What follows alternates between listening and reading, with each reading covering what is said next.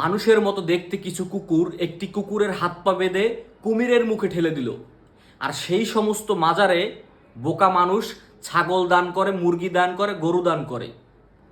আরে বোকা মানুষ, এই মাজারে আপনি দান করলে এই দানের গরু, ছাগল, মুরগি এগুলো খায় কি? এগুলো তো কুমির খায় না। এগুলো খায় ওই যে ভণ্ড মাজার পূজারি, ছদ্মবেশে মাজারে পূজা করছে, যে মাজারে বসে আপনার টাকা, আপনার দানকৃত মুরগি, আপনার ছাগল আত্মসাৎ করছে এবং এই সমস্ত কুকুরদেরকে ধরে ওই কুমিরকে খাওয়াচ্ছে। আপনি কার কাছে ছাগল মানত করছেন? আল্লাহ কি বলছে নাকি যে কুমিরকে খাওয়ালে আমি আপনার মনের আশা পূরণ করব?